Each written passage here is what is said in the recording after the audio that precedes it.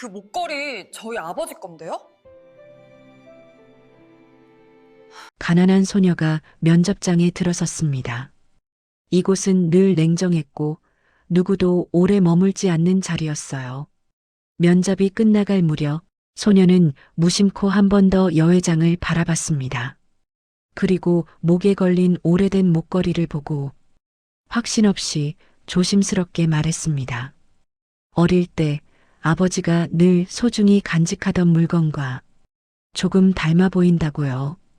그 순간 기억을 잃고 늘 흔들림 없던 여회장의 시간이 처음으로 멈췄습니다. 아무 말도 하지 않았고 아무 설명도 없었지만 그날 이후 여회장은 그 목걸이를 손에서 놓지 못하게 됩니다. 이 이야기는 한 소녀의 말 한마디가 한 사람의 잃어버린 인생을 조용히 흔들기 시작한 순간에 대한 이야기입니다. 본격적인 사연 시작 전에 구독과 좋아요 한번 부탁드리며 여러분께 좋은 기운이 함께하길 바라겠습니다. 지금 어디서 함께하고 계신지 댓글로 알려주시면 그곳에 늘 평안과 행운이 가득하기를 기도하겠습니다. 오전 9시 24살 김서연은 고층 빌딩 앞에 서서 건물을 올려다봤습니다. 유리로 된 외벽이 햇빛을 반사하고 있었고 사람들이 회전문을 통해 드나들고 있었어요. 서연은 손에 든 가방을 꽉 쥐고 숨을 깊이 들이쉬었습니다. 면접 시간은 10시였고 아직 1시간이 남아 있었어요. 서연은 가방에서 거울을 꺼내 얼굴을 확인했습니다. 화장이 번지지 않았는지, 머리가 흐트러지지 않았는지 살폈는데 거울 속 자신의 얼굴이 긴장으로 굳어 있었어요.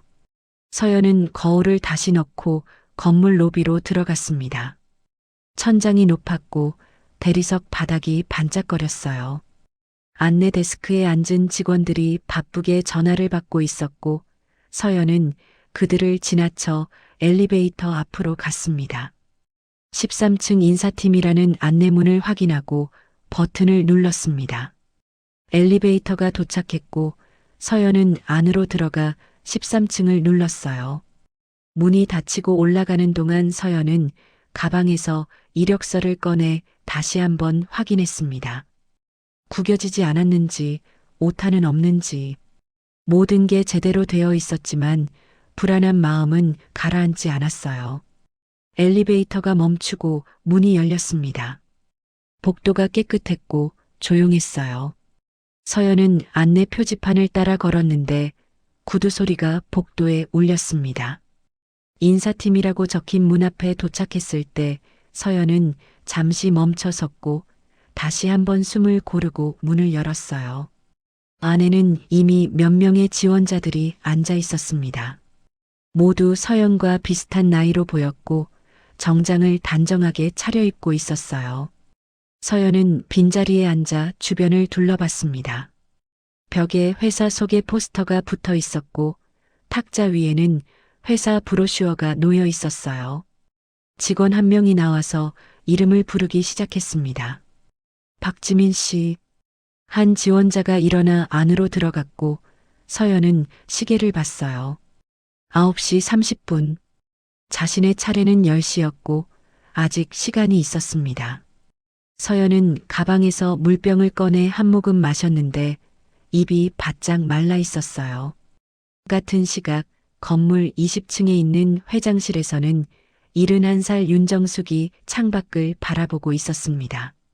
도시 전경이 펼쳐져 있었고 자동차들이 작게 보였어요. 윤정숙은 손목에 찬 시계를 받고 책상으로 돌아와 앉았습니다. 책상 위에는 서류들이 정리되어 있었고 윤정숙은 그중 하나를 집어 읽기 시작했어요. 비서가 문을 두드리고 들어왔습니다. 회장님, 오전 일정 확인드립니다. 비서가 수첩을 펼쳐 보이며 말했고 윤정숙은 고개를 끄덕였어요. 10시에 신입사원 면접이 있으십니다. 인사팀에서 최종 후보들을 선발했고 회장님께서 직접 보시기로 하셨습니다. 윤정숙은 잠시 생각하다가 대답했습니다. 알겠어요.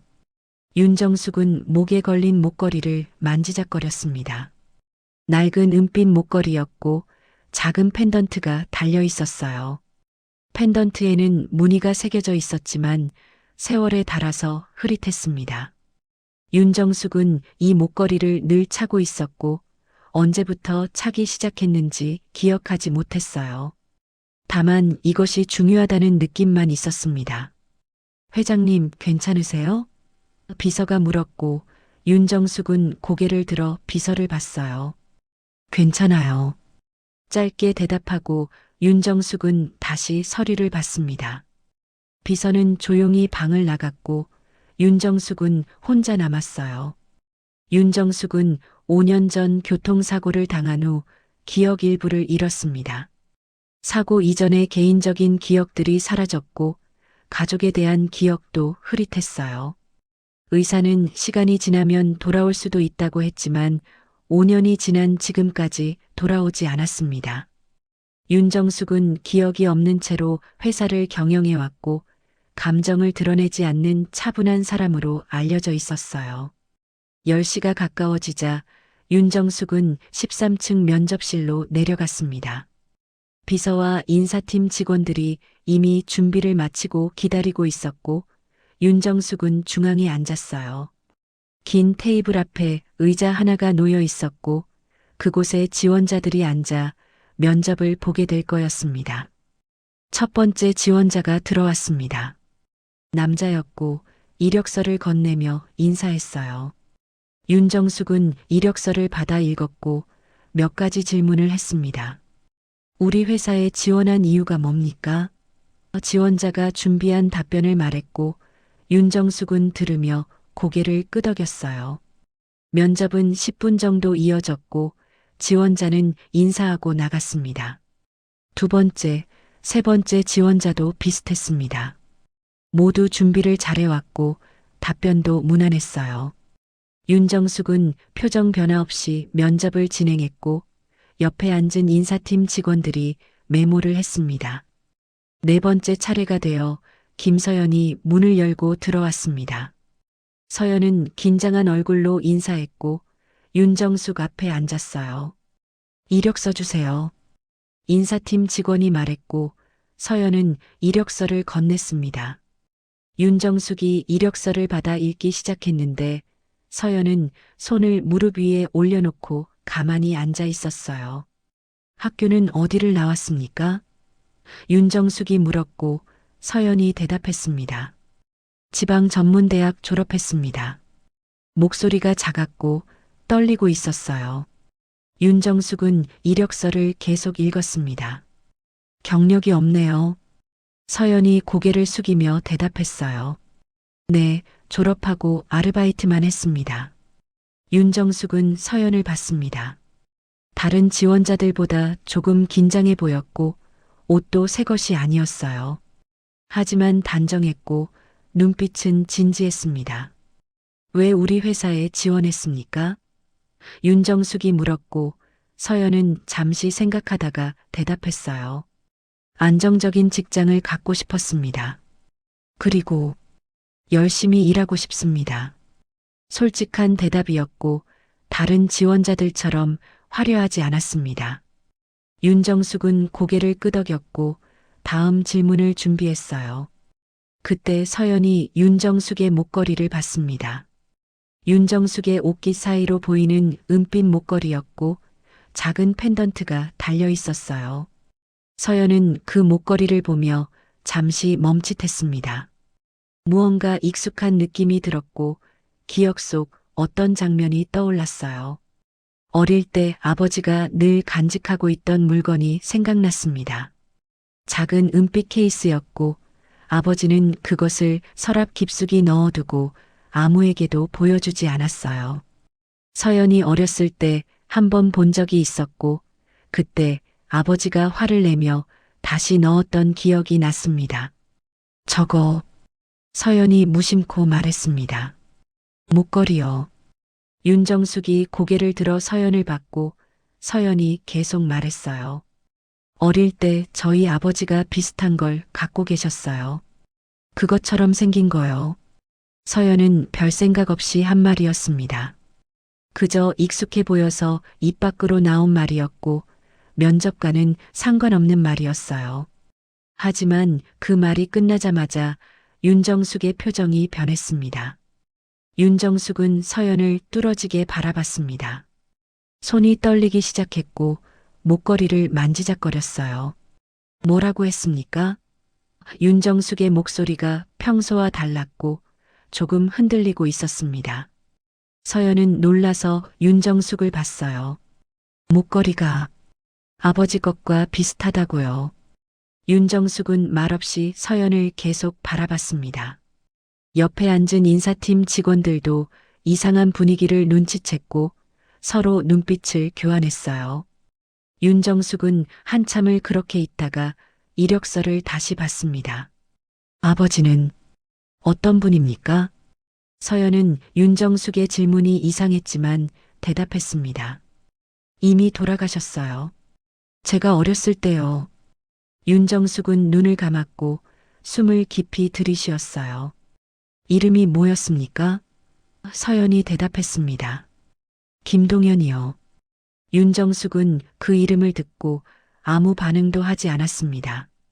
기억나는 게 없었지만 가슴 한편이 답답해지는 걸 느꼈어요. 목걸이를 만지는 손이 계속 떨렸고 윤정숙은 그것을 멈출 수 없었습니다. 면접은 여기까지 하겠습니다. 윤정숙이 갑자기 말했고 인사팀 직원들이 놀란 표정을 지었어요. 아직 질문이 더 남아 있었고 시간도 남아 있었습니다. 하지만 윤정숙은 자리에서 일어났고 서연을 한 번 더 봤어요. 결과는 나중에 연락드리겠습니다. 서연은 무슨 일인지 몰랐지만 일어나 인사했습니다. 감사합니다. 서연은 면접실을 나갔고 문이 닫혔어요. 복도를 걸으며 서연은 생각했습니다. 자신이 무슨 실수를 한 건 아닐까? 목걸이 이야기를 한 게 잘못된 건 아닐까? 면접실 안에서 윤정숙은 여전히 서 있었습니다. 비서가 다가와 물었어요. 회장님, 괜찮으세요? 윤정숙은 대답하지 않고 목걸이를 내려다봤습니다.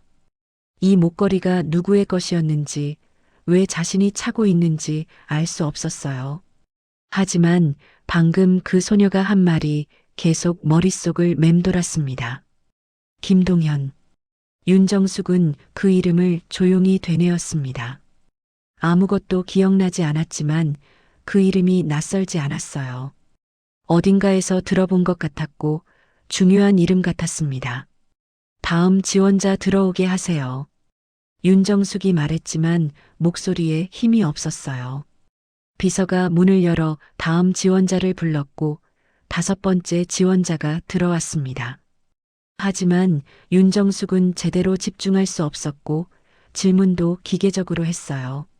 머릿속에는 계속 서연의 얼굴과 서연이 한 말이 맴돌았습니다. 면접이 모두 끝났을 때 윤정숙은 회장실로 돌아갔습니다. 창가에 서서 밖을 바라봤는데 아무것도 보이지 않았어요. 그저 서연의 말만 계속 떠올랐고 목걸이를 만지는 손이 떨렸습니다. 비서가 차를 가져왔지만 윤정숙은 마시지 않았습니다. 혼자 있고 싶어요. 윤정숙이 말했고 비서는 조용히 나갔어요. 윤정숙은 책상 서랍을 열어 거울을 꺼냈고 목걸이를 자세히 봤습니다. 펜던트에 새겨진 무늬를 살폈는데 무엇을 의미하는지 알 수 없었어요. 김동현. 윤정숙은 다시 그 이름을 불렀습니다. 왜 이 이름이 이렇게 마음에 걸리는지, 왜 그 소녀의 말이 자신을 이렇게 흔들어 놓았는지 이해할 수 없었어요. 윤정숙은 의자에 앉아 눈을 감았고 무언가 기억하려 했지만 아무것도 떠오르지 않았습니다. 같은 시각 서연은 건물을 나와 버스 정류장으로 걸어가고 있었습니다. 면접이 어땠는지 생각하며 걸었는데 마지막 순간이 계속 신경 쓰였어요. 왜 회장이 갑자기 면접을 끝냈는지, 자신이 무슨 말을 잘못한 건지. 서연은 불안했지만 어쩔 수 없었고 결과를 기다릴 수밖에 없었습니다. 버스를 타고 집으로 가는 길, 서연은 창밖을 바라봤습니다. 도시 풍경이 지나갔고 서연은 오늘 본 회장의 얼굴을 떠올렸어요. 차갑고 감정이 없어 보이던 얼굴이었지만 마지막에는 뭔가 흔들리는 것 같았습니다. 서연은 왜 그랬는지 알 수 없었고 그냥 자신의 착각이라고 생각했어요. 집에 도착해서 문을 열고 들어갔을 때 서연은 한숨을 쉬었습니다. 작은 원룸이었고 짐이 많지 않았어요. 서연은 가방을 내려놓고 침대에 앉았습니다. 면접복을 벗고 편한 옷으로 갈아입으며 서연은 생각했어요. 합격할 수 있을까? 아니면 다시 다른 회사를 알아봐야 할까? 서연은 책상 서랍을 열어 오래된 사진 한 장을 꺼냈습니다. 어렸을 때 아버지와 함께 찍은 사진이었고 아버지는 서연을 안고 웃고 있었어요. 서연은 아버지를 잘 기억하지 못했습니다. 서연이 5살 때 아버지가 돌아가셨고 그 이후로는 어머니와 둘이 살았어요. 어머니도 3년 전에 돌아가셨고 서연은 혼자 남았습니다. 사진 속 아버지의 얼굴을 보며 서연은 오늘 본 목걸이를 떠올렸습니다. 왜 그게 아버지가 간직하던 물건과 닮았다고 생각했는지 정확히 기억나지 않았어요. 어릴 때 본 기억이 흐릿했고 확신할 수 없었습니다. 서연은 사진을 다시 서랍에 넣고 눈을 감았어요. 그날 밤 윤정숙은 잠들지 못했습니다. 침대에 누워 천장을 바라보며 서연의 말을 계속 떠올렸고 목걸이를 만지작거렸어요. 이 목걸이가 왜 중요한지, 누가 준 건지, 언제부터 차고 있었는지 모든 게 궁금했지만 기억나지 않았습니다. 윤정숙은 일어나 서재로 갔습니다. 책장에서 오래된 앨범을 꺼냈는데 사고 이전의 사진들이 있었어요. 하지만 사진을 봐도 기억이 돌아오지 않았고 그저 낯선 사람들의 사진처럼 느껴졌습니다. 윤정숙은 앨범을 덮고 한숨을 쉬었어요. 김동현. 윤정숙은 또 그 이름을 불렀습니다. 이 이름이 자신과 무슨 관계인지, 왜 그 소녀가 한 말이 이렇게 마음에 걸리는지. 윤정숙은 알고 싶었지만 방법이 없었고 그저 밤이 지나가기를 기다렸어요. 새벽이 되어 윤정숙은 다시 침대로 돌아갔습니다. 눈을 감았지만 잠이 오지 않았고 서연의 얼굴이 계속 떠올랐어요. 그 소녀를 다시 만나야 할 것 같았고 더 이야기를 나눠야 할 것 같았습니다. 하지만 어떻게 해야 할지 몰랐고 윤정숙은 그저 눈을 감은 채 아침을 기다렸어요. 면접이 끝난 지 사흘이 지났지만 윤정숙은 그날의 일을 잊을 수 없었습니다. 회장실 책상에 앉아 서류를 보고 있었지만 내용이 머리에 들어오지 않았고 자꾸 목걸이를 만지작거리는 자신을 발견했어요. 윤정숙은 손을 내려놓으려 했지만 얼마 지나지 않아 다시 목걸이를 만지고 있었습니다. 김동현. 그 이름을 조용히 되뇌어 봤지만 아무것도 떠오르지 않았어요. 윤정숙은 의자에 기대어 눈을 감았고 그날 면접실에서 본 소녀의 얼굴을 떠올렸습니다. 긴장한 표정으로 앉아있던 모습, 목걸이를 보며 무심코 한 말. 어릴 때 저희 아버지가 비슷한 걸 갖고 계셨어요. 윤정숙은 눈을 뜨고 목걸이를 벗어 손에 쥐었습니다.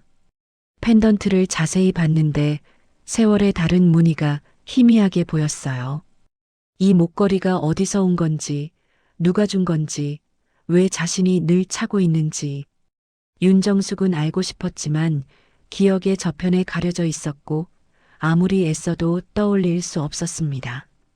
비서가 문을 두드리고 들어왔습니다. 회장님, 오후 회의 준비되었습니다. 윤정숙은 목걸이를 다시 목에 걸고 고개를 끄덕였어요. 알겠어요. 하지만 일어서지 않았고 비서는 조심스럽게 물었습니다. 괜찮으세요? 요즘 피곤해 보이시는데. 윤정숙은 괜찮다고 대답했지만 사실이 아니었습니다. 며칠째 제대로 잠을 자지 못했고 밤마다 목걸이를 바라보며 시간을 보냈어요.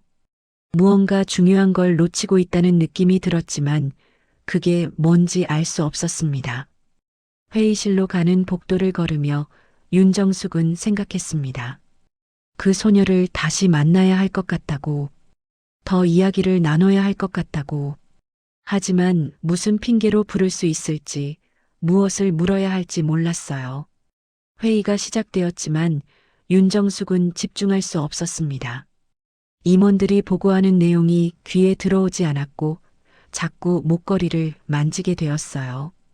옆에 앉은 60 초반 박상무가 윤정숙을 쳐다봤고 회의가 끝난 후 조용히 다가왔습니다. 회장님, 요즘 무슨 일 있으세요? 박상무가 물었고 윤정숙은 잠시 망설이다가 대답했습니다. 상무님, 제가 이 목걸이에 대해 아시는 게 있나요? 박상무는 목걸이를 보고 표정이 굳어졌어요. 그건 왜 갑자기 물으세요? 윤정숙은 박상무의 반응을 봤습니다. 뭔가 아는 게 있는 것 같았지만 말하려 하지 않았어요. 그냥 궁금해서요. 제가 언제부터 이걸 차고 있었는지 기억이 안 나서. 박상무는 잠시 침묵하다가 조심스럽게 대답했습니다. 사고 나기 전부터 차고 계셨어요. 그 이상은 저도 잘 모르겠습니다. 윤정숙은 박상무가 거짓말하는 것 같다는 느낌을 받았습니다. 눈빛이 흔들리고 있었고 말을 피하려는 게 느껴졌어요. 정말 모르세요? 윤정숙이 다시 물었고 박상무는 고개를 끄덕였습니다. 네, 죄송합니다. 더 이상 말하지 않고 박상무는 회의실을 나갔어요. 윤정숙은 혼자 남아 창밖을 바라봤습니다. 박상무가 뭔가 숨기고 있다는 확신이 들었지만 강요할 수는 없었어요. 윤정숙은 한숨을 쉬고 회장실로 돌아갔습니다. 그날 저녁 윤정숙은 집에서 오래된 서류함을 뒤졌습니다. 사고 이전에 개인 서류들이 있을 거라고 생각했지만 별로 없었어요. 회사 관련 서류만 가득했고 개인적인 기록은 거의 찾을 수 없었습니다. 윤정숙은 서류함을 닫고 소파에 앉았어요. 목걸이를 벗어 손에 쥐고 한참을 바라봤습니다. 작은 펜던트였고 무늬가 새겨져 있었어요. 자세히 보니 글자 같기도 했지만 너무 달아서 읽을 수 없었습니다. 윤정숙은 펜던트를 흔들어 봤는데 안에서 작은 소리가 났어요. 무언가 들어있는 것 같았지만 어떻게 여는지 몰랐습니다. 윤정숙은 펜던트를 이리저리 돌려봤지만 열리지 않았어요. 힘을 주면 부러질 것 같았고 윤정숙은 그냥 다시 목에 걸었습니다. 무언가 중요한 단서가 이 안에 있을 것 같았지만 확인할 방법이 없었어요. 밤이 깊어갔지만 윤정숙은 잠들지 못했습니다.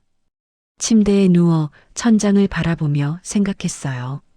자신의 과거에 무슨 일이 있었는지, 왜 기억을 잃었는지, 이 목걸이는 무엇인지, 모든 게 궁금했지만 답을 찾을 수 없었고 윤정숙은 그저 밤이 지나가기를 기다렸습니다. 같은 시각 김서연은 작은 원룸에서 노트북 앞에 앉아 있었습니다. 구인 사이트를 보며 다른 회사들을 검색하고 있었는데 집중이 되지 않았어요. 며칠 전 면접이 계속 생각났고 마지막 순간에 회장 표정이 떠올랐습니다. 서연은 노트북을 닫고 창밖을 바라봤습니다. 왜 그 사람이 갑자기 면접을 끝냈는지, 자신이 한 말이 무슨 문제였는지. 서연은 알 수 없었지만 계속 신경 쓰였어요. 목걸이를 보고 아버지 이야기를 한 게 실수였던 것 같았지만 동시에 그때 회장의 반응이 이상했다는 생각도 들었습니다. 서연은 책상 서랍을 열어 아버지 사진을 꺼냈습니다. 오래된 사진이었고 아버지는 서연을 안고 웃고 있었어요. 서연은 아버지 얼굴을 한참 바라봤는데 아버지에 대한 기억이 별로 없었습니다. 너무 어렸을 때 돌아가셔서 얼굴도 제대로 기억나지 않았어요. 어머니가 살아계실 때 아버지에 대해 물어본 적이 있었습니다. 어머니는 별로 말하지 않았고 그냥 좋은 사람이었다고만 했어요. 서연은 더 물어보고 싶었지만 어머니가 힘들어하는 것 같아서 멈췄습니다. 그리고 어머니도 돌아가신 지금 아버지에 대해 물어볼 사람이 아무도 없었어요. 서연은 사진을 다시 서랍에 넣고 침대에 누웠습니다. 면접 결과가 언제 나올지 몰랐지만 기대하지 않았어요. 마지막 분위기가 좋지 않았고 아마 떨어질 거라고 생각했습니다.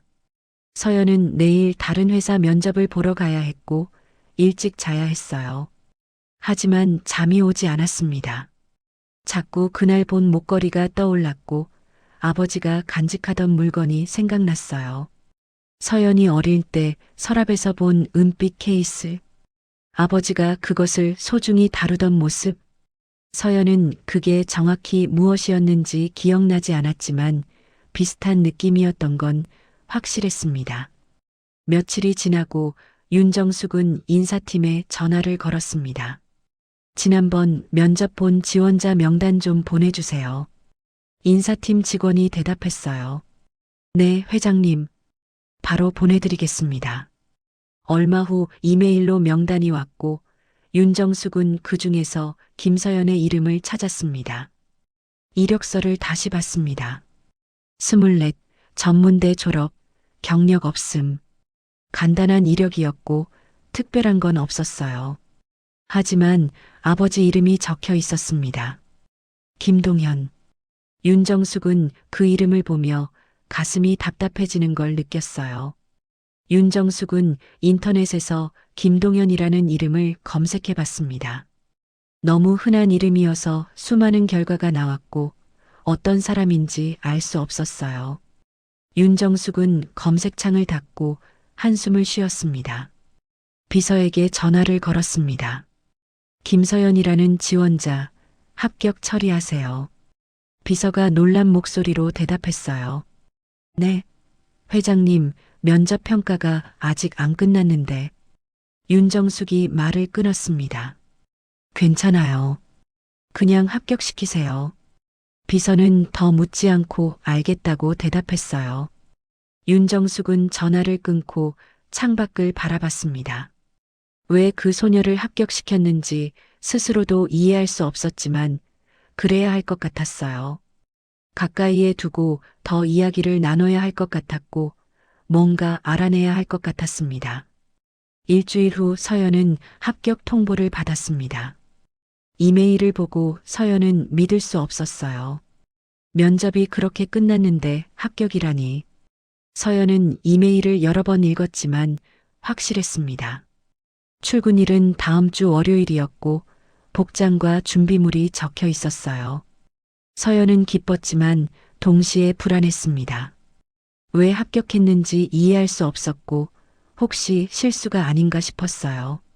하지만 회사에서 보낸 공식 이메일이었고 인사팀 전화번호도 적혀 있었습니다. 서연은 확인 전화를 걸었고 인사팀 직원이 확인해 주었어요. 네, 김서연 씨 맞습니다. 축하드려요. 서연은 전화를 끊고 방 안을 걸어 다녔습니다. 드디어 정식 직장을 갖게 된 거였고 월급을 받을 수 있게 되었어요. 서연은 기뻤지만 한편으로는 걱정되었습니다. 회장을 다시 만나게 될 텐데 어떻게 대해야 할지 몰랐어요. 출근 첫날 서연은 일찍 일어나 준비했습니다. 새로 산 정장을 입고 거울을 봤는데 긴장되었어요. 건물 앞에 도착했을 때는 8시 30분이었고 서연은 로비로 들어가 인사팀으로 갔습니다. 인사팀 직원이 반갑게 맞아주었고 서연에게 사원증과 서류를 건넸어요. 오늘은 오리엔테이션 받고 내일부터 본격적으로 일 시작하시면 됩니다. 서연은 고개를 끄덕이고 안내를 따라 교육실로 갔습니다. 오리엔테이션이 끝난 후 서연은 배정받은 부서로 갔습니다. 기획팀이었고 책상 하나가 준비되어 있었어요. 팀장이 서연을 소개시켜 주었고 동료들이 인사했습니다. 서연은 긴장하며 인사를 받았고 자리에 앉았어요. 일을 시작하며 서연은 계속 주변을 살폈습니다. 혹시 회장이 나타날까봐, 혹시 다시 마주칠까봐. 하지만 회장실은 20층이었고 서연이 있는 곳은 6층이어서 마주칠 일이 없을 것 같았어요. 며칠이 지나고 서연은 업무에 적응하기 시작했습니다. 동료들이 친절했고 일도 배울만 했어요. 하지만 여전히 면접 때 일이 마음에 걸렸고 회장을 다시 만나면 어떻게 할지 걱정되었습니다. 어느 날 오후 서연은 복도를 걸어가다가 멈춰 섰습니다. 저 앞에서 윤정숙이 걸어오고 있었고 옆에 비서와 임원들이 함께 있었어요. 서연은 어떻게 해야 할지 몰라 그냥 서 있었고 윤정숙이 가까이 왔습니다. 윤정숙은 서연을 봤습니다. 잠시 멈칫했지만 곧 지나쳤고 서연에게 아무 말도 하지 않았어요.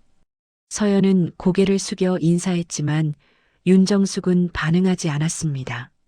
서연은 안도하면서도 이상하다는 생각이 들었어요. 왜 아무 말도 하지 않았는지, 왜 자신을 합격시켰는지. 그날 저녁 윤정숙은 회장실에서 창밖을 바라보고 있었습니다. 복도에서 서연을 봤을 때 말을 걸고 싶었지만 참았어요. 무슨 말을 해야 할지 몰랐고 사람들 앞에서 개인적인 이야기를 할 수 없었습니다. 윤정숙은 목걸이를 만지며 생각했습니다. 서연을 가까이에 두긴 했지만 어떻게 접근해야 할지 모르겠다고. 목걸이에 대해 더 물어보고 싶었지만 핑계가 없었어요.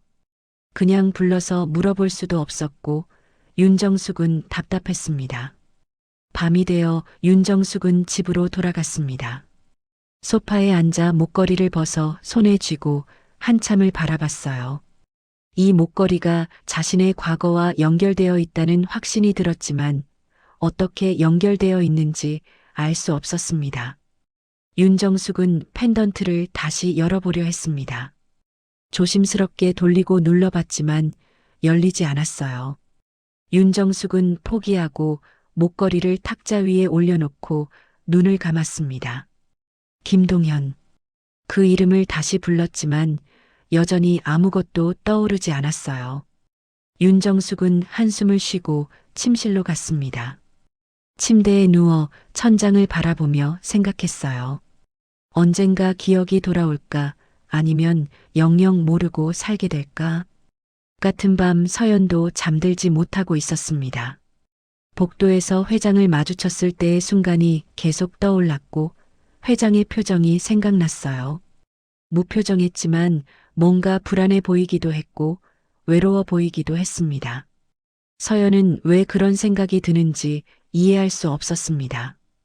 회장은 자신과 전혀 다른 세계에 사는 사람이었고 관계도 없었어요.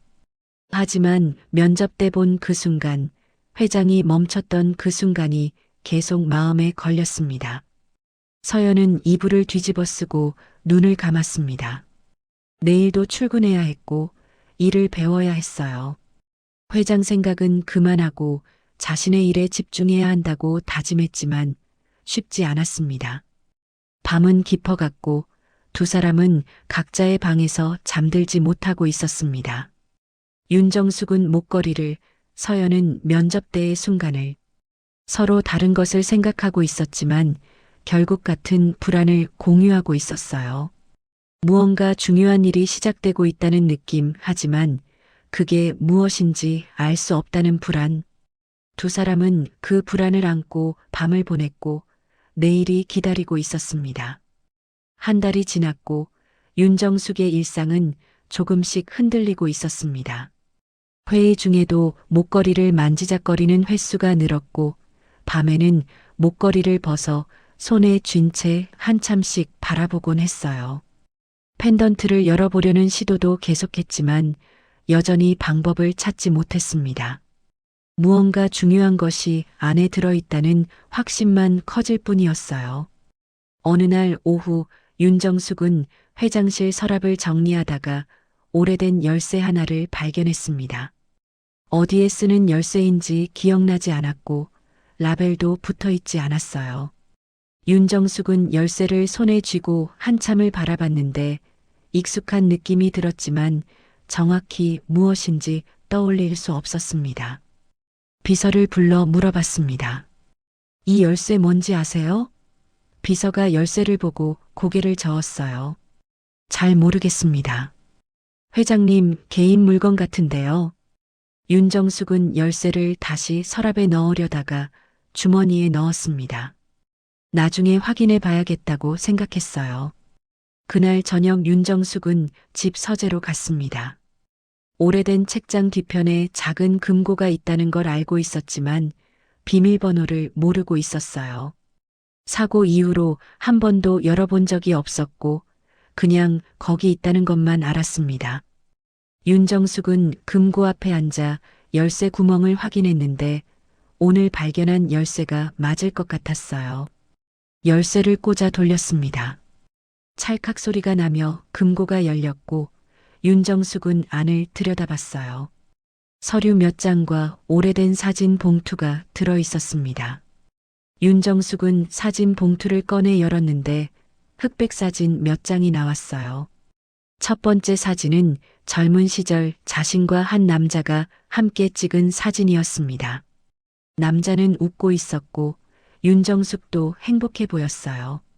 하지만 윤정숙은 이 남자가 누군지 기억나지 않았습니다. 두 번째 사진에는 같은 남자가 아기를 안고 있었고 옆에 윤정숙이 서 있었어요. 가족 사진처럼 보였지만 윤정숙에게는 낯선 사람들이었습니다. 윤정숙은 손이 떨리는 걸 느끼며 사진을 계속 봤습니다. 세 번째 사진에는 남자 혼자 찍혀 있었고 뒷면에 글씨가 적혀 있었어요. 동현 1983년. 윤정숙은 그 이름을 보고 숨이 멎는 것 같았습니다. 김동현. 서연이 말했던 아버지 이름이었어요. 윤정숙은 사진을 내려놓고 깊게 숨을 들이쉬었습니다. 이 남자가 김동현이라는 것, 자신과 함께 사진을 찍었다는 것. 하지만 그게 무엇을 의미하는지 정확히 알 수 없었어요. 남편이었을까? 아니면 다른 관계였을까? 윤정숙은 혼란스러웠고 더 많은 것을 알고 싶었습니다. 금고 안에 서류를 꺼내봤습니다. 오래된 혼인신고서가 있었고 이름이 적혀 있었어요. 윤정숙과 김동현.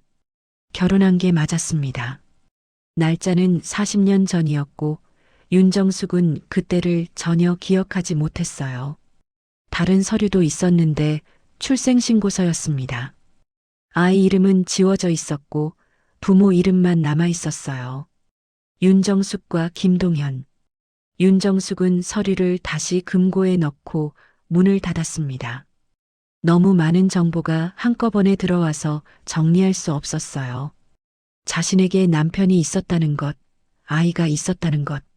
하지만 그들이 어디 있는지, 왜 기억하지 못하는지 알 수 없었습니다. 다음 날 아침 윤정숙은 박상무를 회장실로 불렀습니다. 박상무가 들어왔을 때 윤정숙은 사진 한 장을 꺼내 보여줬어요.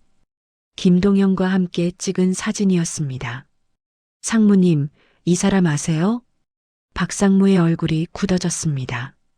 사진을 보고 잠시 말이 없었고 윤정숙은 그 반응을 주의 깊게 봤어요. 아시는 것 같은데요. 윤정숙이 말했고 박상무가 고개를 들어 윤정숙을 봤습니다. 회장님, 지금은 알 필요 없으십니다. 윤정숙은 의자에서 일어났습니다. 알 필요 없다는 게 무슨 뜻입니까? 제 과거인데 왜 알 필요가 없어요? 목소리가 높아졌고 박상무는 한 발 물러섰어요. 회장님, 사고 이후로 의사 선생님이 말씀하셨습니다. 무리하게 기억을 되찾으려 하면 안 된다고. 자연스럽게 돌아올 때까지 기다려야 한다고. 윤정숙은 박상무를 뚫어지게 봤습니다. 상무님은 알고 계시죠? 이 사람이 누군지, 저와 무슨 관계인지. 박상무는 대답하지 않았고 고개를 숙였어요. 죄송합니다. 제가 말씀드릴 수 있는 게 아닙니다. 윤정숙은 한숨을 쉬고 창가로 갔습니다. 나가보세요. 박상무는 더 이상 말하지 않고 회장실을 나갔고 윤정숙은 혼자 남았어요. 창밖을 바라보며 윤정숙은 생각했습니다. 자신이 잃어버린 건 단순히 기억만이 아니라는 것, 사람들이 자신에게서 뭔가를 숨기고 있다는 것. 같은 시각 6층 기획팀에서는 김서연이 업무를 보고 있었습니다.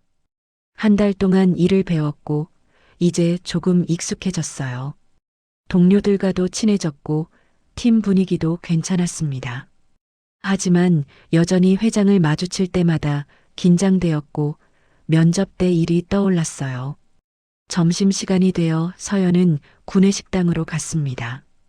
밥을 받아 자리에 앉았을 때 누군가 옆에 앉았는데 올려다보니 윤정숙이었어요. 서연은 깜짝 놀라 일어나려 했지만 윤정숙이 손을 들어 제지했습니다. 앉아 있어요. 서연은 다시 앉았고 윤정숙은 밥을 먹기 시작했어요. 둘 사이에 침묵이 흘렀고 서연은 손이 떨려서 젓가락을 제대로 들 수 없었습니다. 윤정숙이 먼저 말을 꺼냈어요. 일은 잘하고 있나요? 서연이 고개를 끄덕이며 대답했습니다. 네, 감사합니다. 윤정숙은 서연을 보며 물었어요. 면접 때 했던 말 기억하죠? 서연은 무슨 말인지 알고 있었습니다. 목걸이 이야기였어요. 네, 기억합니다. 윤정숙은 잠시 침묵하다가 다시 물었습니다. 아버지가 갖고 계셨던 물건 어떻게 생긴 거였나요? 서연은 기억을 더듬으며 대답했어요. 정확히는 잘 기억이 안 나요. 제가 너무 어렸을 때라서 그냥 은빛이었고 작은 케이스 같은 거였던 것 같아요. 윤정숙은 목걸이를 만지며 서연을 봤습니다. 이것과 비슷했나요? 목걸이의 펜던트를 보여주며 물었고 서연은 자세히 봤어요. 비슷한 것 같긴 한데 확실하지는 않아요. 어머니가 그것에 대해 말씀 안 하셔서. 윤정숙은 고개를 끄덕이고 다시 밥을 먹었습니다. 서연은 조심스럽게 물었어요. 회장님, 그 목걸이가 중요한 건가요? 윤정숙은 젓가락을 내려놓고 서연을 봤습니다. 모르겠어요. 중요한 것 같은데 왜 중요한지 모르겠어요. 식사를 마치고 윤정숙은 일어났습니다. 일 열심히 하세요. 짧게 말하고 식당을 나갔고 서연은 그 뒷모습을 바라봤어요. 회장이 왜 자신에게 그런 질문을 했는지, 목걸이가 무엇인지 궁금했지만 알 수 없었습니다. 그날 저녁 서연은 집으로 돌아가 서랍을 뒤졌습니다. 어머니가 남긴 물건들이 있었고 그 중에서 오래된 상자를 찾았어요. 상자를 열자 아버지의 물건 몇 가지가 들어 있었습니다. 낡은 시계, 펜, 그리고 작은 편지 봉투. 서연은 편지 봉투를 열었습니다. 안에는 아버지가 어머니에게 쓴 편지가 있었고 서연은 천천히 읽었어요. 당신을 만난 건 내 인생 최고의 행운이었소. 우리 딸도 잘 자라고 있고 행복하오. 하지만 나는 곧 떠나야 할 것 같소. 미안하오. 서연은 편지를 다시 읽었습니다. 떠나야 한다는 말이 무슨 뜻인지, 왜 미안하다고 했는지. 서연은 어머니에게 물어본 적이 없었고 어머니도 말하지 않았어요. 서연은 편지를 다시 봉투에 넣고 상자를 닫았습니다. 며칠 후 윤정숙은 다시 금고를 열어 서류를 확인했습니다. 이번에는 이혼 서류가 있었고 날짜는 40년 전이었어요. 김동영과 이혼했다는 기록이었지만 윤정숙은 그 이유를 알 수 없었습니다. 다른 서류도 있었는데 양육권 포기 각서였어요. 윤정숙이 아이의 양육권을 포기했다는 내용이었고 서명이 되어 있었습니다. 윤정숙은 서류를 보며 가슴이 답답해지는 걸 느꼈습니다. 자신에게 아이가 있었다는 것, 그 아이를 포기했다는 것.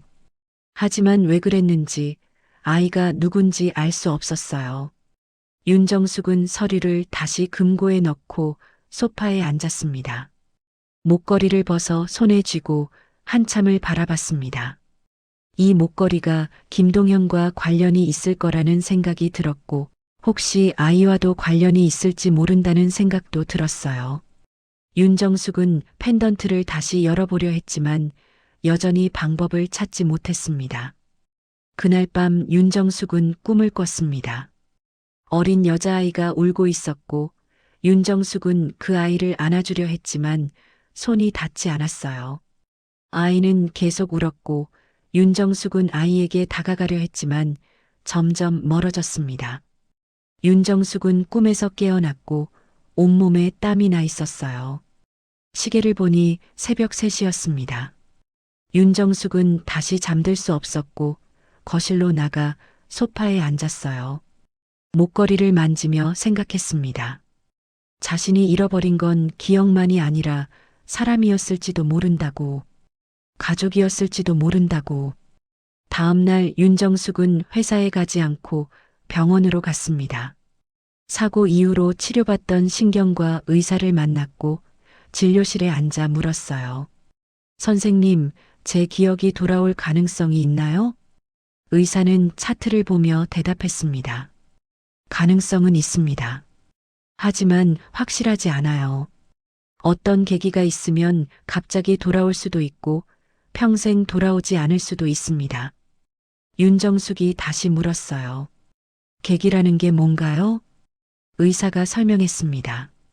익숙한 장소, 사람, 물건, 과거와 연결된 무언가를 만났을 때 기억이 촉발될 수 있어요. 윤정숙은 목걸이를 만지며 생각했습니다. 이 목걸이가 그 계기가 될 수 있을까? 아니면 다른 무언가가 필요한 걸까? 병원을 나와 차에 앉았을 때 윤정숙은 결심했습니다. 더 이상 기다릴 수 없다고. 서연에게 직접 물어봐야 한다고. 서연의 아버지에 대해, 그 물건에 대해, 혹시 연결고리가 있을지 모른다고 생각했어요. 그날 오후 윤정숙은 서연을 회장실로 불렀습니다. 서연이 긴장한 얼굴로 들어왔을 때 윤정숙은 자리를 권했어요. 앉으세요. 서연은 조심스럽게 앉았고 윤정숙은 서연을 봤습니다. 아버지에 대해 더 이야기해 줄 수 있나요? 윤정숙이 물었고 서연은 당황했어요. 아버지요? 제가 아는 게 별로 없는데요. 윤정숙이 다시 물었습니다. 어머니는 아버지에 대해 뭐라고 하셨나요? 서연은 잠시 생각하다가 대답했습니다. 어머니도 많이 말씀 안 하셨어요. 그냥 좋은 사람이었다고만. 그리고 일찍 돌아가셔서 저도 잘 기억 못해요. 윤정숙은 고개를 끄덕이고 목걸이를 만졌어요. 혹시 아버지 성함이 어떻게 되나요? 윤정숙이 물었고 서연이 대답했습니다. 김동현이요. 윤정숙은 그 이름을 듣고 숨을 깊이 들이쉬었어요. 어머니 성함은요? 서연이 대답했습니다. 윤미숙이요. 윤정숙은 그 이름을 듣고 가슴이 철렁했습니다. 윤미숙? 자신의 성과 같았어요. 혹시 친척일까? 아니면 우연일까? 윤정숙은 더 물어보고 싶었지만 서연이 불편해하는 것 같아서 멈췄습니다. 알겠어요. 가봐도 돼요. 서연은 일어나 인사하고 나갔고 윤정숙은 혼자 남았습니다. 김동현, 윤미숙 두 이름이 머릿속을 맴돌았고 윤정숙은 뭔가 연결고리가 있을 거라는 확신이 들었어요. 하지만 정확히 무엇인지 알 수 없었고 더 많은 정보가 필요했습니다. 그날 밤 윤정숙과 서연은 각자의 집에서 잠들지 못했습니다. 윤정숙은 사진을 보며 김동현의 얼굴을 기억하려 했고 서연은 어머니가 남긴 편지를 다시 읽었어요. 두 사람 모두 느끼고 있었습니다. 이제는 모른 척하고 지나갈 수 없는 지점에 와 있다는 것을, 무언가 밝혀져야 한다는 것을. 하지만 그게 무엇인지, 어떻게 해야 하는지는 여전히 알 수 없었어요. 윤정숙은 며칠 동안 목걸이를 계속 연구했습니다. 펜던트를 돌려보고 눌러보고 흔들어 봤지만 여전히 열리지 않았어요. 그러던 어느 날 저녁 우연히 펜던트 옆면을 누르며 동시에 돌렸을 때 작은 소리와 함께 펜던트가 열렸습니다. 윤정숙은 숨을 멈추고 안을 들여다봤어요. 안에는 작게 접힌 종이 한 장이 들어 있었습니다. 오래되어 누렇게 변한 종이였고 윤정숙은 조심스럽게 꺼내 펼쳤어요. 손글씨로 적힌 짧은 글이었습니다. 서연아, 미안해. 엄마가 너를 지켜주지 못해서 언젠가 다시 만날 수 있기를. 글씨는 윤정숙 자신의 것이었고 날짜는 40년 전이었습니다. 윤정숙의 손이 떨렸습니다. 서연. 김서연과 같은 이름이었어요. 우연일 수도 있었지만 윤정숙은 그렇게 생각하지 않았습니다. 종이를 다시 읽으며 윤정숙은 가슴이 무너지는 걸 느꼈어요. 자신이 딸을 낳았다는 것, 그 딸을 보낼 수밖에 없었다는 것, 그리고 그 딸이 지금 자신의 회사에서 일하고 있을지도 모른다는 것. 윤정숙은 소파에 주저앉았습니다. 종이를 가슴에 안고 눈을 감았는데 어떤 장면이 희미하게 떠올랐어요. 아주 어린 아기를 안고 있는 자신, 울고 있는 자신, 누군가에게 아기를 건네는 자신. 명확하지 않았지만 감정만큼은 또렷했습니다. 슬픔과 후회, 그리고 미안함. 다음 날 윤정숙은 박상무를 다시 불렀습니다. 이번에는 종이를 보여주며 물었어요. 상무님, 이제 말씀해 주세요. 제 딸이 어디 있는지. 박상무는 종이를 보고 한참을 침묵했습니다. 회장님, 제발이요. 윤정숙의 목소리가 떨렸어요. 알아야겠어요. 제가 누구를 잃어버렸는지. 박상무는 의자에 앉으며 천천히 말을 시작했습니다. 회장님께서는 40년 전에 딸을 낳으셨습니다. 하지만 당시 상황이 어려우셨어요. 남편분과 이혼하셨고 혼자 아이를 키울 형편이 안 되셨죠. 박상무는 잠시 말을 멈추고 윤정숙을 봤습니다. 그래서 남편분께 양육권을 주셨어요. 아이 이름은 김서연이었습니다. 윤정숙은 그 이름을 듣고 눈을 감았어요. 지금 우리 회사에서 일하는. 박상무가 고개를 끄덕였습니다. 확실하지는 않지만 가능성이 있습니다. 나이도 맞고 아버지 성함도 같고. 윤정숙은 일어나 창가로 갔습니다. 왜 아무도 말해주지 않았어요? 의사 선생님 지시였습니다. 기억이 자연스럽게 돌아올 때까지 자극하지 말라고. 회장님께서 사고 후 많이 힘들어 하셨거든요. 박상무가 조용히 말했고 윤정숙은 고개를 끄덕였어요. 그날 오후 윤정숙은 서연을 다시 회장실로 불렀습니다. 서연이 들어왔을 때 윤정숙은 책상 앞에 서 있었고 손에 펼쳐진 종이를 쥐고 있었어요. 앉으세요. 서연은 앉았고 윤정숙은 서연을 한참 바라봤습니다. 어머니 성함이 윤미숙이라고 했죠? 윤정숙이 물었고 서연이 고개를 끄덕였어요. 네. 윤정숙이 다시 물었습니다. 혹시 어머니가 당신이 입양되었다는 말 하신 적 있나요? 서연은 놀란 표정을 지었습니다. 입양이요? 아니요. 그런 말씀하신 적 없는데요. 윤정숙은 창밖을 보며 말했어요. 어머니께서 친어머니가 아닐 수도 있어요. 서연은 무슨 말인지 이해할 수 없었습니다. 무슨 뜻이세요? 윤정숙은 종이를 서연에게 건넸어요. 이거 읽어보세요.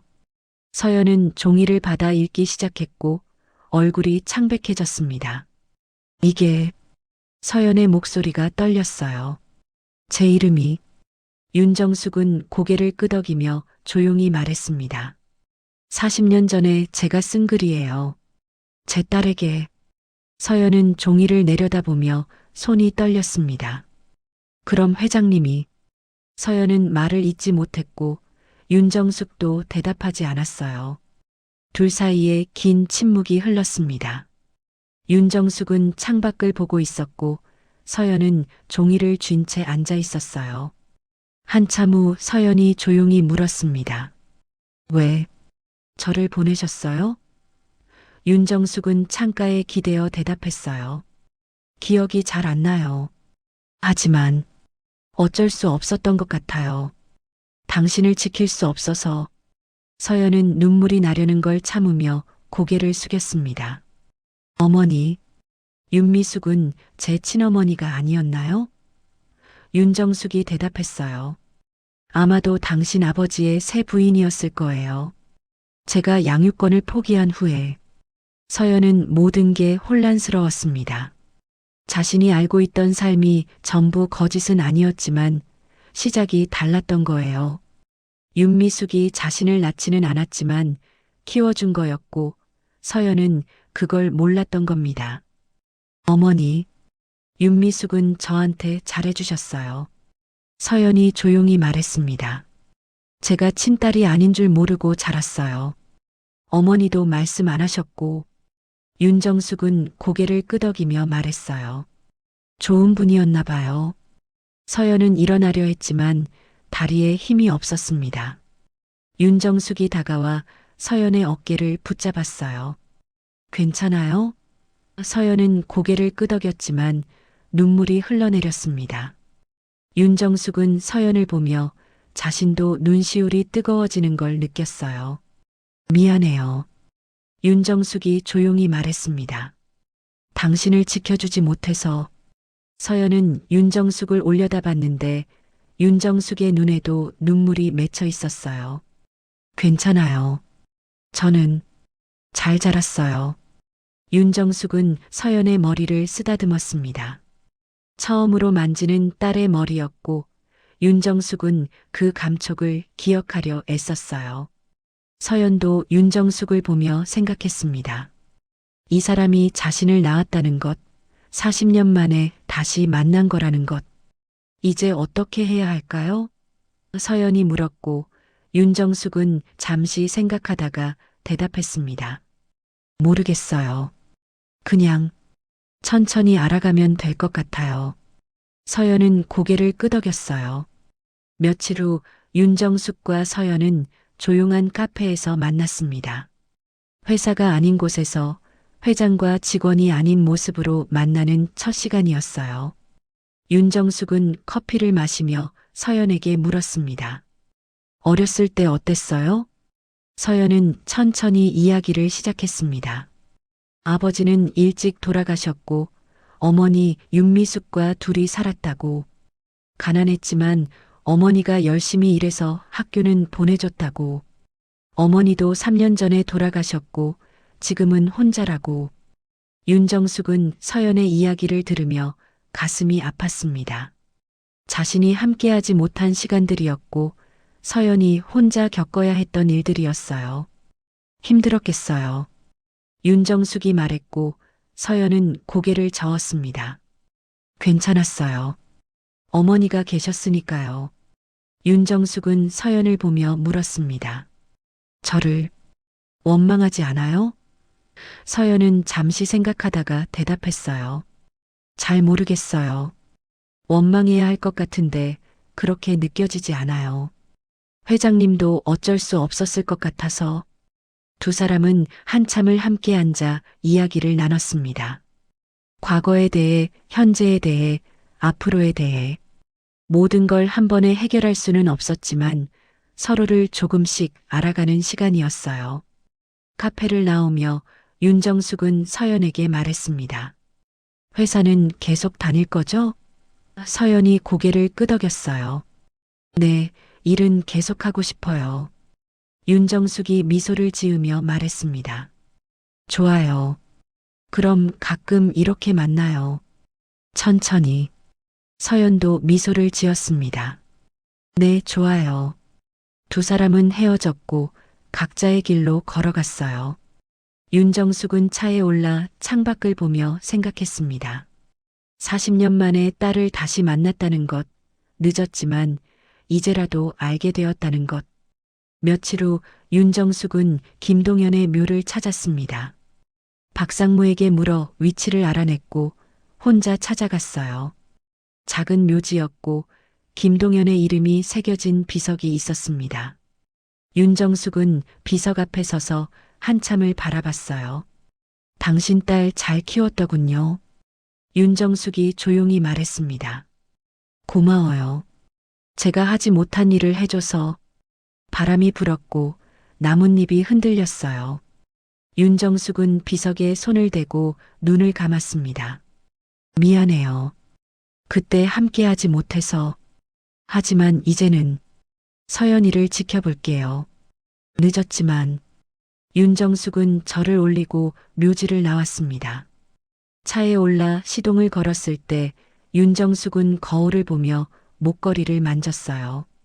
이제 이 목걸이의 의미를 알았고 왜 늘 차고 있었는지도 알았습니다. 한 달이 지나고 윤정숙과 서연은 일주일에 한 번씩 만나기 시작했습니다. 식사를 하거나 차를 마시며 이야기를 나눴고 서로에 대해 조금씩 알아갔어요. 윤정숙은 서연에게 회사 일도 가르쳐 주었고 서연은 열심히 배웠습니다. 어느 주말 오후 두 사람은 공원을 걷고 있었습니다. 날씨가 따뜻했고 사람들이 많았어요. 윤정숙이 벤치에 앉으며 서연에게 물었습니다. 행복해요? 서연은 잠시 생각하다가 대답했어요. 네, 지금은 행복해요.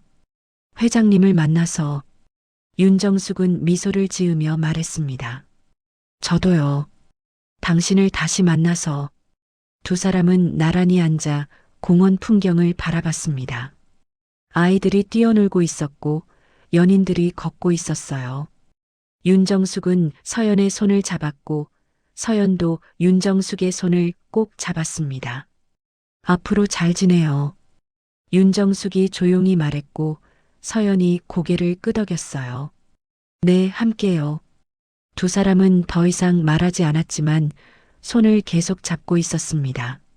말이 필요 없었고 그냥 함께 있는 것만으로도 충분했어요. 해가 지기 시작했고 두 사람은 일어나 천천히 걸었습니다. 공원을 나와 차로 향했는데 윤정숙이 서연에게 물었어요. 다음 주에 또 만날까요? 서연이 웃으며 대답했습니다. 네, 좋아요. 차에 올라 헤어지기 전 윤정숙은 가방에서 작은 상자를 꺼내 서연에게 건넸습니다. 이거 받아요. 서연이 상자를 열자 안에 목걸이가 들어 있었어요. 윤정숙이 늘 차고 있던 그 목걸이였습니다. 이제 당신이 가지고 있어요. 당신 거니까. 윤정숙이 말했고 서연은 목걸이를 보며 눈물이 났어요. 회장님이 차고 계셔야 하는 거 아니에요? 윤정숙은 고개를 저으며 말했습니다. 이제는 당신한테 돌려줄 때가 된 것 같아요. 서연은 목걸이를 목에 걸었습니다. 윤정숙이 도와주었고 서연은 거울을 보며 목걸이를 만졌어요. 소중히 할게요. 윤정숙이 미소를 지으며 말했습니다. 당신도 소중해요. 두 사람은 포옹했습니다. 오래 안고 있지는 않았지만 따뜻했고 서로의 온기를 느낄 수 있었어요. 헤어질 때 서연은 손을 흔들었고 윤정숙도 손을 흔들었습니다. 집으로 돌아가는 차 안에서 윤정숙은 창밖을 바라봤습니다. 도시의 불빛이 밝았고 사람들이 걷고 있었어요. 윤정숙은 생각했습니다. 40년 만에 딸을 찾았다는 것, 늦었지만 이제라도 함께할 수 있게 되었다는 것. 기억은 완전히 돌아오지 않았지만 중요하지 않았어요. 지금 서연과 함께하고 있다는 것만으로 충분했습니다. 서연도 집으로 돌아가며 목걸이를 만졌습니다. 펜던트를 열어 안에 종이를 봤는데 여전히 거기 있었어요. 서연아, 미안해. 엄마가 너를 지켜주지 못해서. 서연은 종이를 가슴에 안고 눈을 감았습니다. 자신을 낳아준 사람을 만났다는 것, 그 사람이 자신을 잊지 않았다는 것. 서연은 외롭지 않았어요. 윤미숙이라는 어머니가 키워줬고 윤정숙이라는 어머니가 다시 찾아줬습니다. 서연은 두 어머니 모두에게 감사했고 앞으로 윤정숙과 함께 시간을 보낼 수 있다는 게 기뻤어요. 며칠 후 회사에서 서연은 평소처럼 일하고 있었습니다. 동료들과 웃으며 이야기를 나눴고 업무도 열심히 했어요. 점심시간이 되어 구내식당으로 가는데 윤정숙이 복도에서 걸어오고 있었습니다. 두 사람은 마주쳤고 윤정숙이 먼저 미소를 지었어요. 서연도 미소로 답했습니다. 말은 하지 않았지만 서로를 알아보는 눈빛이었고 지나쳐가며 윤정숙이 작게 고개를 끄덕였어요. 서연도 고개를 끄덕이고 각자의 길로 갔습니다. 그날 저녁 윤정숙은 회장실에서 창밖을 바라보고 있었습니다. 도시가 어두워지고 있었고 별이 하나둘 보이기 시작했어요. 윤정숙은 목에 손을 대었는데 목걸이가 없어서 허전했습니다. 하지만 동시에 마음이 편했어요. 목걸이는 이제 있어야 할 곳으로 돌아갔고 윤정숙도 잃어버렸던 것을 되찾았습니다. 서연은 집에서 목걸이를 보며 미소를 지었습니다. 이 작은 목걸이 안에 담긴 이야기가 이렇게 길었다는 것, 그리고 그 이야기가 자신의 이야기였다는 것. 서연은 목걸이를 소중히 간직하기로 했고 언젠가 자신의 아이에게도 이 이야기를 들려주고 싶다고 생각했어요. 밤이 되어 두 사람은 각자의 집에서 잠자리에 들었습니다. 윤정숙은 평온한 마음으로 눈을 감았고 서연도 편안하게 잠들 수 있었어요. 두 사람 모두 이제는 덜 외로웠고 내일을 기대할 수 있었습니다. 늦게 만났지만 함께할 시간이 남아 있었고 그것만으로도 충분했어요. 창밖으로 달이 밝게 빛나고 있었고 별들도 총총히 떠 있었습니다. 두 사람은 같은 하늘 아래에서 잠들고 있었고 내일 아침이면 또 일어나 각자의 자리에서 하루를 시작할 거였어요. 하지만 이제는 혼자가 아니었습니다. 서로를 알고 있었고 언제든 만날 수 있었어요. 그렇게 두 사람의 이야기는 끝이 아니라 새로운 시작을 맞이하고 있었습니다. 오늘도 인생초 이야기 끝까지 들어주셔서 고맙습니다. 구독과 좋아요 눌러주시면 언제나 여러분 곁에서 좋은 사연 전해드릴게요. 여러분의 하루가 편안하고 따뜻하길 바랍니다.